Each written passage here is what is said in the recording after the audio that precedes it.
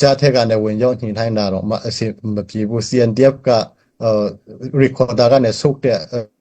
ပေးတာတောင်မှဘယ်လိုပြောမလဲအလုံးစုံမဆုတ်ပဲနဲ့ပေါ့နော်ချစ်ချင်းအလုံးစုံမဆုတ်ပဲနဲ့ဟိုမှာရှုပ်တီထပ်ပြီးခမလုံနေမယ်ဆိုရင်တော့တကယ်လဲသူဖြစ်စေချင်တဲ့အတိုင်းနေရာအထက်မှာဖြစ်ဖို့လဲ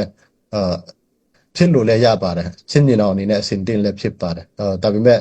ထင်းလို့ရနိုင်တယ်လို့ထင်းတာပေါ့လေနော်ဆိုတော့ကျွန်တော်တို့ကိုထောက်ပံ့တဲ့ကျွန်တော်တို့ရဲ့ supporter တွေအနေနဲ့ကျွန်တော်တို့ချင်းညီနောင်ကိုအပြည့်အဝယုံကြည်ပေးပါဖလမ်ကြာတော့ပြီလို့လည်းပြောကြတယ်เนาะတချို့ကလည်းမကြာဘူးလည်းပြောကြတယ်ချင်းညီနောင်တွေပါလို့နေတယ်လို့လည်းပြောကြတယ်မိခွန်းပေါင်းစုံပေါ့လေဆိုတော့ကျွန်တော်တို့ဘလို့ပဲဖြစ်အချင်းချင်းကြာဖြစ်တဲ့အတွက်ကျွန်တော်တို့ချင်းညီနောင်တွေအနေနဲ့အတတ်နိုင်ဆုံး24နိုင်မှာ24နာရီအလုပ်လုပ်နေတယ်အတတ်နိုင်ဆုံး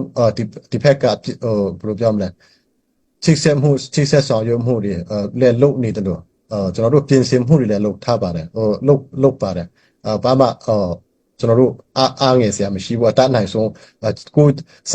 ကိုမောင်းထုတ်တယ်လို့မျိုးပေါ့နော်လုံးဝဘယ်ဟာကိုကျွန်တော်တို့အပြတ်မောင်းထုတ်မယ်ဆိုတဲ့ဟာလိုမျိုးမဟုတ်ပဲနဲ့အခုဟာကကျွန်တော်တို့အချင်းချင်းကြားဖြစ်တဲ့အခါမှာကျွန်တော်တို့အချင်းချင်းကြားမှာဆိုတော့အကောင်းဆုံးနည်းလမ်းကိုကျွန်တော်တို့စဉ်းစားတယ်ပေါ့နော်ကျွန်တော်တို့ CNF CNA ခင်းထားတဲ့လမ်းကြောင်းအပေါ်မှာကျွန်တော်တို့ရှောက်တော့ဖို့စင်တင်ရှိပါတယ်ချွန်းချစ်မရှိဘယ်လိုပြောမလဲဒီ CNDF ဖက်ကနေ recorder နဲ့ဆုတ်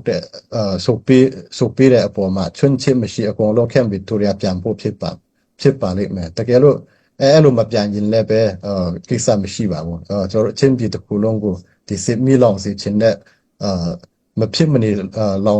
င်ကျွန်းစီချင်ရင်လည်းပဲကျွန်တော်တို့ဆိုလိုမွန်ပြောတယ်လို့ပေါ့နော်လောင်အကုန်လုံးချင်းပြည်တစ်ခုတော့လောင်ကျွန်းသွားစီချင်ရင်လည်းအစင်တင်ပါပဲဒါပေမဲ့ကျွန်တော်တို့ပြည်သူတွေကိုထောက်ထားတဲ့အနေနဲ့အကောင်းဆုံးပြောတဲ့စကားကိုလေးထားဖို့တော့လိုတယ်ပေါ့နော်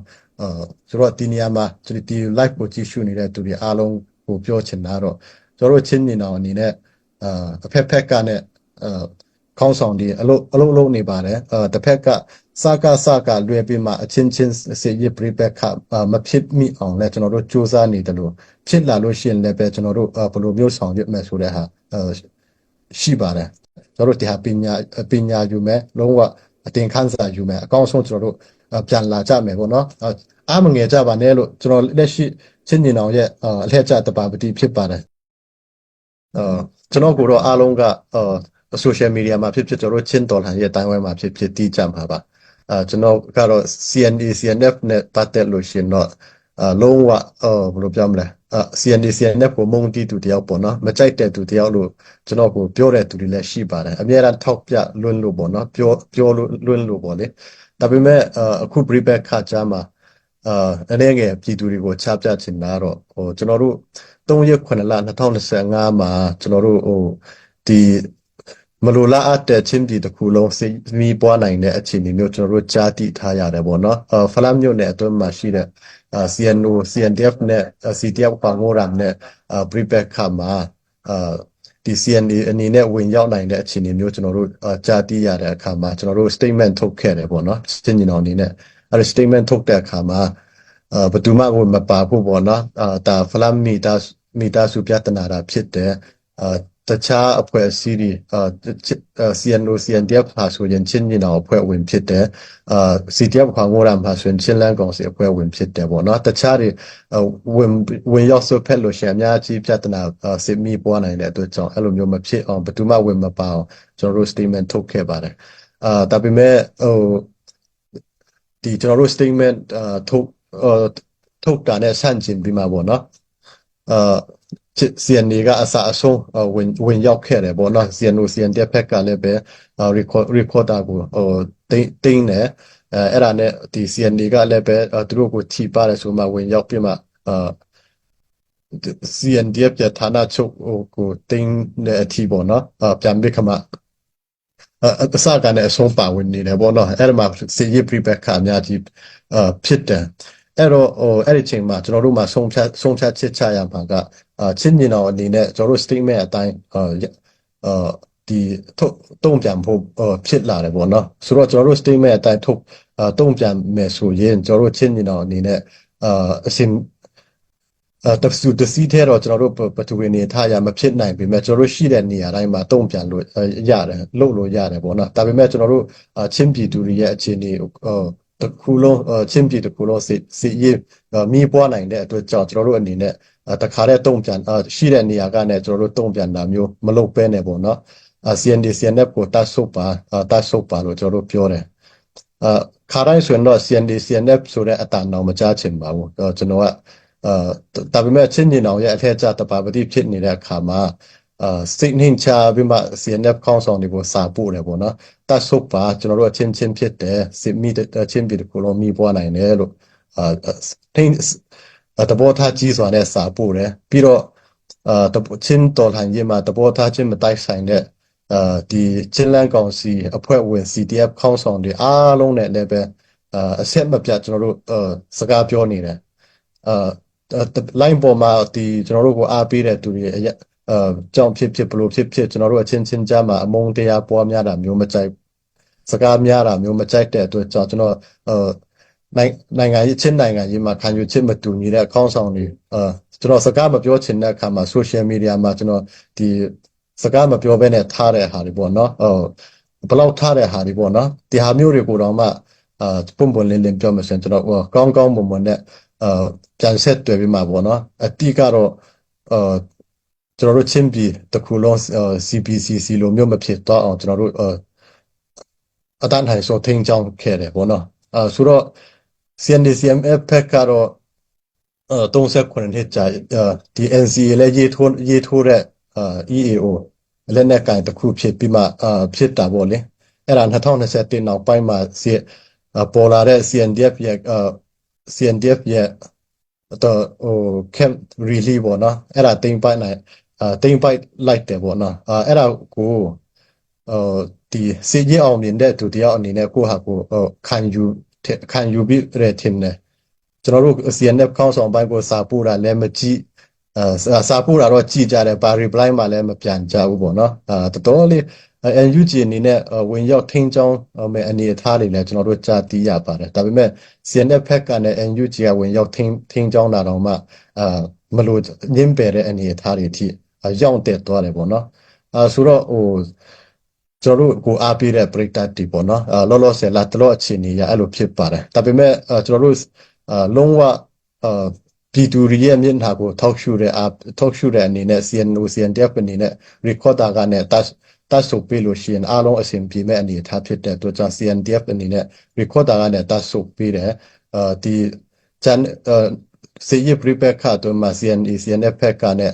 စေရပြပခါတော့မှာကျူးကျော်ဝင်ရောက်ထားတပြနေရာအားလုံးဖလားမြို့နယ်အတွင်းကနေအပြည့်အပိုင်တတ်ဆုပ်တာဖို့ဖြစ်ပါတယ်ကျွန်တော်တို့အဲ့လိုပြောထားပါတယ်ဒီကျွန်တော်တို့ချင်းလန်းကောင်စီအဖွဲ့ဝင် CTF တွေကလည်းပဲတစ်ဖွဲ့ချင်းစီရဲ့ခေါင်းဆောင်ဖြစ်တဲ့အတွက်ကြောင့်သူတို့စကားလည်းပဲနားထောင်ကြမယ်လို့ပြောနေတယ်လာတလို့တော့သူတို့နားထောင်ချင်းတော့နားထောင်ချစ်တာမျိုးတော့မတွေ့ရဘူး NUG ဘက်ကလည်းညှိနှိုင်းเป็นညှိနှိုင်းမှုကိုမှလက်မခံတဲ့သဘောမျိုးပေါ့နော်တစ်ဖက်သားအခြေအလက်ဒီဆယ်ချစ်ပို့လိုက်ဆက်တစ်ချစ်ပို့လိုက်နဲ့ CNDF ကဒီဟာကိုလက်မှတ်ထိုးရမယ်ဆိုပြီးမှစစ်နိုင်သူတယောက်လိုဖိအားပေးနေတာမျိုးရှိပါတယ်ဆိုတော့ကျွန်တော်တို့အနေနဲ့တတ်နိုင်တယ်လို့စိတ်နှင်းချခဲ့တယ်ပေါ့နော်တတ်နိုင်တယ်လို့ချိတ်ဆက်ပါတယ်သူတို့ဒီချင်းပြည်အတွင်းမှာစစ်ရေးမ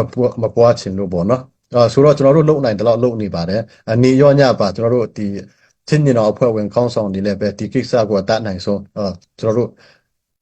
ချင်းပြည်အတွင်းမှာ CPCC အတွင်းတရမဆောင်ဘဲနဲ့ပေါ့နော်အကောင်းဆုံးဒီ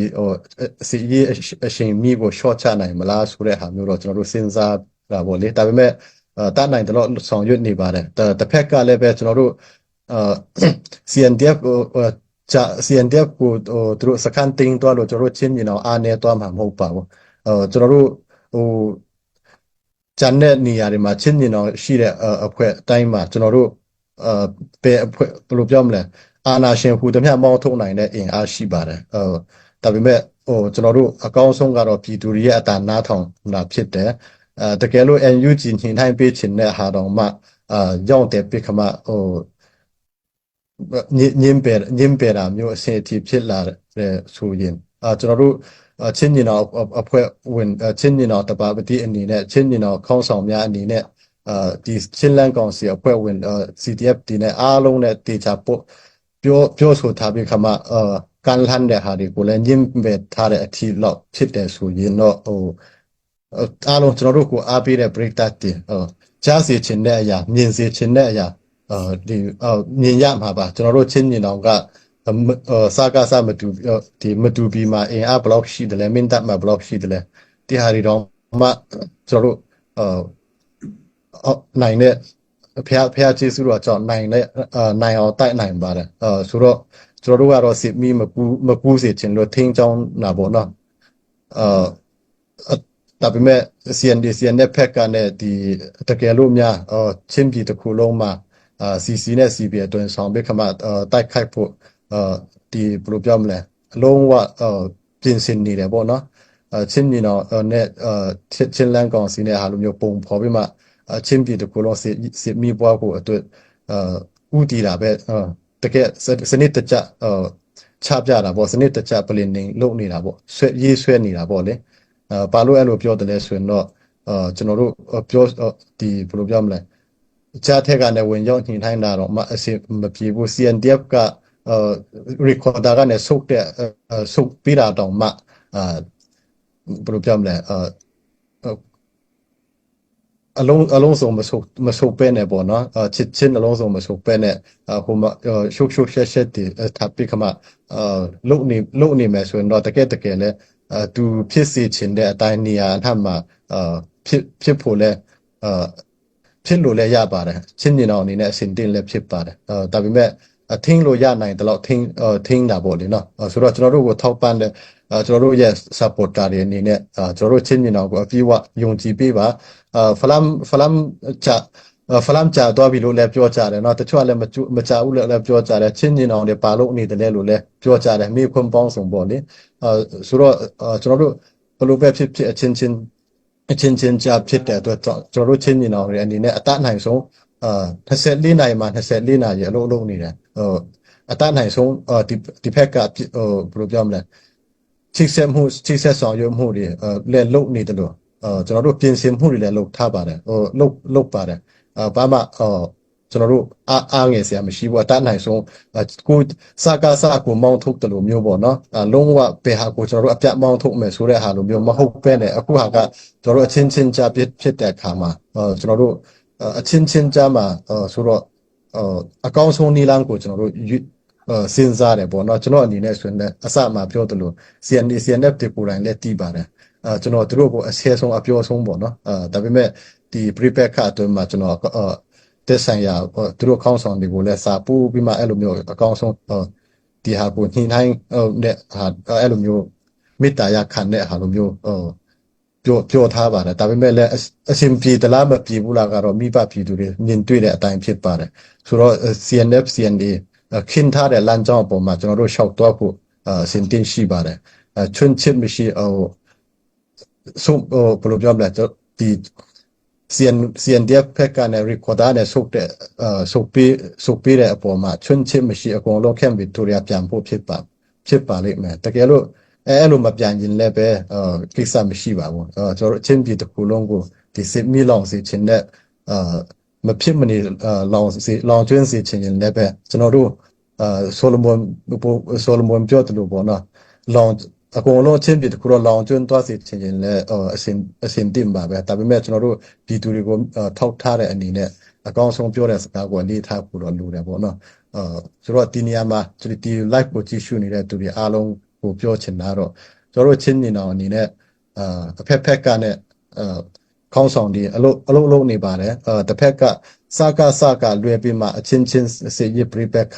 မဖြစ်မိအောင်လဲကျွန်တော်တို့စူးစမ်းနေတယ်လို့ဖြစ်လာလို့ရှိရင်လည်းပဲကျွန်တော်တို့ဘယ်လိုမျိုးဆောင်ရွက်မယ်ဆိုတဲ့ဟာရှိပါတယ်အချင်းကြားကျွန်တော်တို့အင်အားကြီးတယ်ဆိုပြီးမှဒီချင်းမှာမျိုးနယ်စုမဖန်ဆိုတာထက်53မျိုးရှိတယ်ဆိုပြီးမှရေးကြတယ်အဲ့ဒီထက်ကမြို့နယ်စုတစ်ခုကိုကျွန်တော်တို့အနိုင်ကျင့်ပြီးမှတိမ့်ပတ်ရင်တော့မှ သူတို့စခန်းကျွန်တော်တို့တင်းလို့ရတယ်ဒါပေမဲ့အဲ့ဒီမျိုးနွယ်စုကပြန်မွေးဖွားလာမှာပဲ generation တွေကျွန်တော်တို့ပြန်တော်ထန်မှာပဲမျိုးနွယ်စုအချင်းချင်းကြားစစ်ပွဲဆိုတာဘယ်တော့မှအနိုင်အရှုံးဆိုတာမရှိဘူးရှိမှလည်းမဟုတ်ဘူးဆိုတော့ကျွန်တော်တို့ဘယ်လိုပြောမလဲဒီ CNDF အနေနဲ့ CNDF ဖက်အနေနဲ့ပေါ့နော်CNDF ဖက်ကဒီကျွန်တော်တို့ရ camp really အသိခံရတယ်ဆိုပြီးမှစစ်ရှုံးတာမဟုတ်ဘူးမြို့ CNDF မှာမြို့နယ်စုစက်ထမျိုးရှိတယ်ဆိုတော့အဲ့မှာတမျိုးနယ်စုကလေးတော်မှာကျွန်တော်တို့တိုက်ပြီးမှဘယ်လိုပြောမလဲသူတို့စခန်းသိမ်းတယ်သူတို့ဖမ်းဆီးတယ်ဆိုတော့မှပြီးမှမဟုတ်ဘူးမြို့နယ်စုအချင်းချင်းပြဿနာဆိုတာပေါ့စစ်ရေးနဲ့ဖြည့်ရှင်းမိရင်တော့ဘယ်တော့မှအနိုင်အရှုံးဆိုတာပေါ်တော့မှာမဟုတ်ဘူးပေါ့နော်ဆိုတော့ကျွန်တော်တို့ဒီ CNDF ဖက်ကနဲ့ဖလန်ဖက်ကနဲ့လည်းပဲမိဘပြည်သူထောက်ပို့ပြည်သူတွေပေါ့နော်ဖလန်မိဘပြည်သူတွေတော့ကောကျွန်တော်တို့ချင်းပြည်သူတွေတော့ကောကျွန်တော်တို့ခဏပြောတယ်ပေါ့ကျွန်တော်တို့ချင်းညီနောင်အနေနဲ့အဖွဲ့အစည်းတိုင်းကပြောတယ်ဘာပြောတယ်လဲဆိုတော့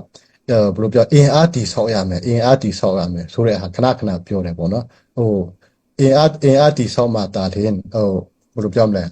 ကျွန်တော်တို့အခုလိုမျိုးအချင်းချင်းကြားမှာလည်းပဲတွားတိုက်ခိုက်ဖို့ကျူးကျော်ဖို့တော့မဟုတ်ဘူးခံနိုင်ရမယ်ပေါ့နော်ဆိုတော့ကျွန်တော်တို့အဲ့လိုခဏပြောတယ်ပေါ့အဲ့လိုဘယ်လိုပြောမလဲကျွန်တော်တို့ချင်းကြားမှာတော်လကောင်းရန်သူနဲ့တိုက်ခိုက်မဲ့အချိန်မှာတော်လကောင်း SAC အနေနဲ့လည်းပဲတစ်ဖက်ကသူ့ရဲ့စစ်မှုမထမ်းမနေရဥပဒေအသက်သွင်းပြီးမှဒီအပတ်စဉ်ဆက်လေးထိပြီးသွားပြီပေါ့နော်တောင်းနဲ့တင်းနဲ့ချီမှစိတ်အင်အားဖြည့်နေတယ်ဆိုတော့ကျွန်တော်တို့အဲ့ဒါကြောင့်အင်အားတိဆောက်ပါလို့ပြောကျွန်တော်တို့အချင်းချင်းကြားမှာလည်းကျွန်တော်တို့ဒီဟာကိုကြာရှုံးမှုဆုံးရှုံးမှုတွေထိခိုက်မှုတွေတော့အများကြီးရှိသွားတယ်ဒါပေမဲ့ကျွန်တော်တို့ဒီဟာပညာယူမယ်လုံးဝအတင်ခန်းစာယူမယ်အကောင်းဆုံးကျွန်တော်တို့ပြန်လာကြမယ်ပေါ့နော်အားမငယ်ကြပါနဲ့လို့ကျွန်တော်လက်ရှိချင်းညီနောင်ရဲ့အလှည့်ကျတပါပတိဖြစ်ပါတယ်ကျွန်တော်တတ်နိုင်ဆုံးအလှည့်ကျတပါပတိဖြစ်တဲ့အတိုင်းကျွန်တော်ခုနပြောသလိုCNF ကောင်းဆောင်ဘက်တီတော်လကောင်းချစ်လန်းကောင်စီဘက်က CDF အဖွဲ့ဝင်ကောင်းဆောင်တွေကိုလကောင်းအတတ်နိုင်ဆုံးစကားပြောတာတွေရှိပါတယ်ဒါပေမဲ့တစ်ဖက်ကလုံးဝတားဆီးလို့မရတာမျိုးဆိုရင်လည်းပဲကျွန်တော်တို့ပြင်ဆင်မှုတွေရှိပါတယ်မိဘပြည်သူများအားလုံးကျွန်တော်တို့ချင်းညီနောင်ကချင်းမြေတည်တတ်နေတဲ့ပြည့်ကျွန်တော်တို့ချင်းပြည်နယ်မှာအောင်မြင်မှုတွေနဲ့အတူအများအားမြင်တွေ့ရမှာပါလို့ကျွန်တော်တို့ဒီချိန်မှာစိတ်အနှောက်အယှက်အချင်းချင်းကြားမှာစိတ်အနှောက်အယှက်ဖြစ်စရာတွေရှိလို့ရှိရင်လည်းပဲကျွန်တော်တို့အောင်မြင်မှုတွေအလီကြီးရခဲ့တယ်ချင်းတွေ့အောင်မြင်ခဲ့တယ်ကံပလက်မင်တမတူဘီဖလမ်နော်အောင်ပွဲတွေအများကြီးအလီလေးဆင်နွှဲခဲ့တယ်ပေါ့နော်ဒီချိန်မှာလည်းပဲဘယ်ချိန်မှမဆိုအတူယုံကြည်နဲ့ရည်တည်ပေးကြပါလို့ကျွန်တော်တို့ချင်းညီနောင်အနေနဲ့လုပ်เสียရှိတာကို24နာရီအချိန်ပြည့်တာဝန်ထမ်းဆောင်နေကြပါတယ်လို့ပြောကြရင်းနဲ့ဒီကုန်းချုပ်ချင်ပါတယ်ကျေးဇူးတင်ပါတယ်